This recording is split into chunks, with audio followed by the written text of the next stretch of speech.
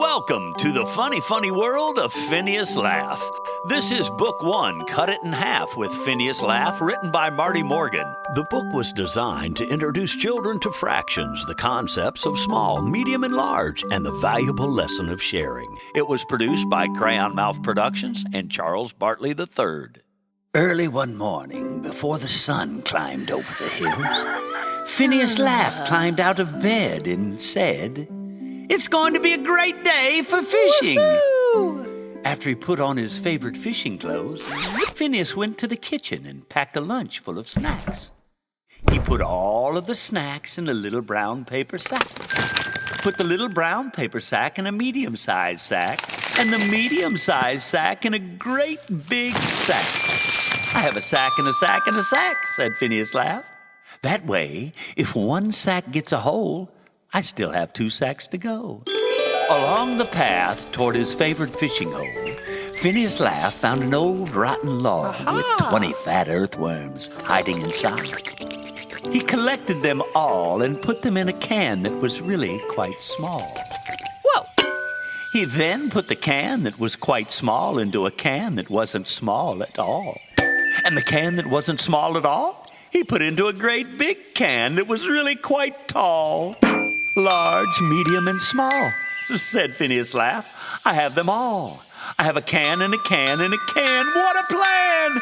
This way, if one can gets a hole, I still have 2 cans to go." Oops. "What a wonderful day," said Finnius Laff as he walked along the path through the woods.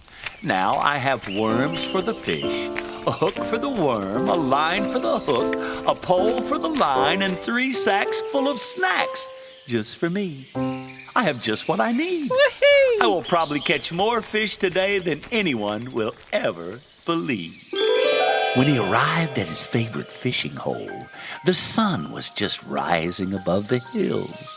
So Finnius Laff climbed upon a rock and hurriedly began tying his fishing line to the end of the pole.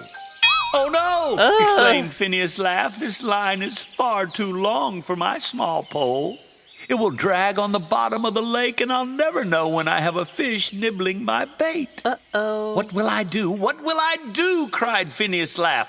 "Aha! Ha, ha! I know what I'll do. Oh. I have an idea. I'll cut it in half. I'll cut it in half. That's a grand idea," said Finnius Laff. And cut it in half he did.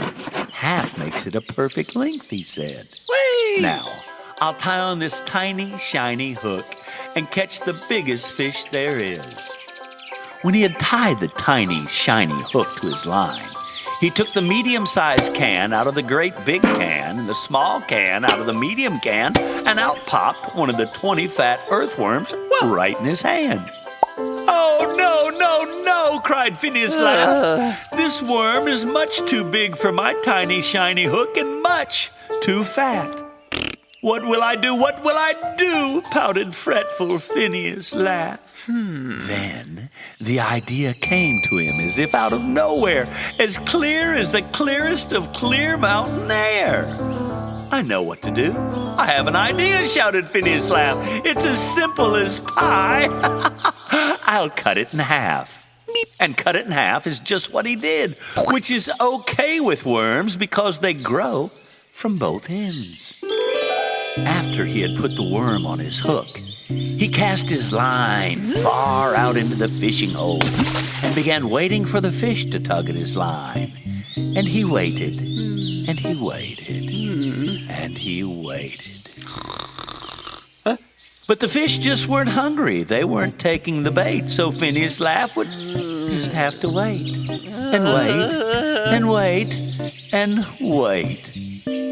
"If the fish aren't biting, I might as well have a snack," said Finnius Laff as he pulled the orange out of the sack. "Oh, my," he declared. "This orange is much too big and much too fat. Why, it's big enough for 2.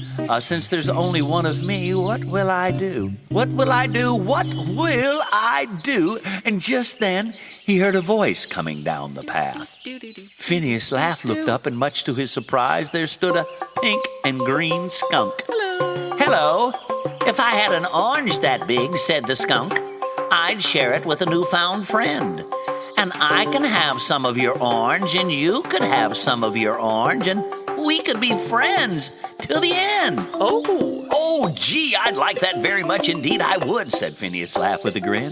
But I'm not sure how to share this orange. I don't even know where to begin. Ha ha ha, laughed the skunk. You've already forgotten what you've already learned.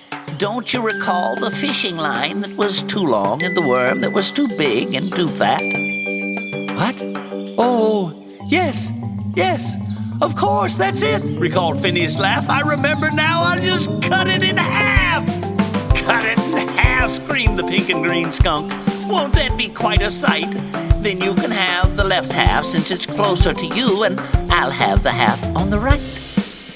So the Pink and the Green Skunk and Finnius Laff ate the orange right down to the skin.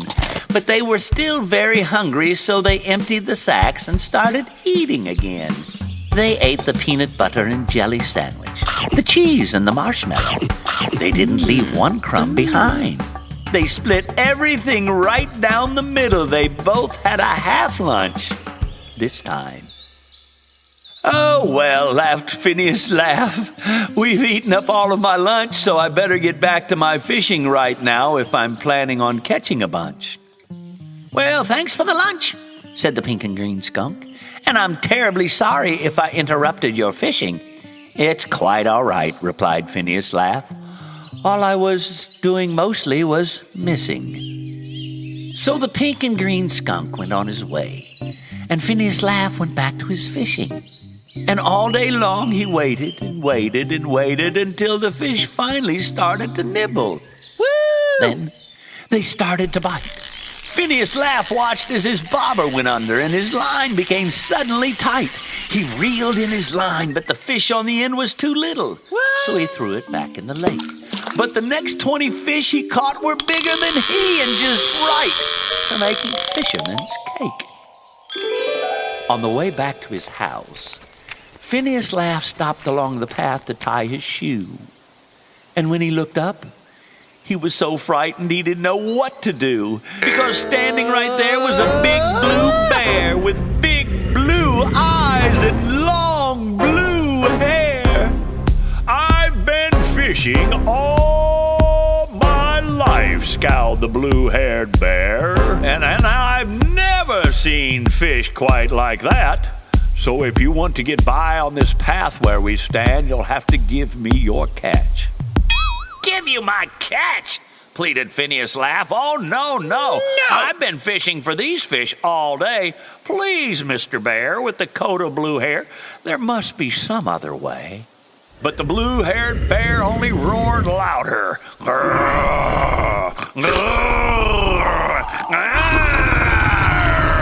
Until Finnius Laff was ready to cry.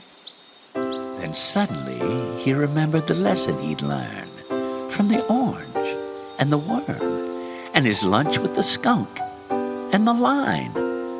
I have it, screamed Finnius Laff. I'd almost forgotten how to solve this problem we have, but now I remember. I know just what to do. We'll simply cut it in half.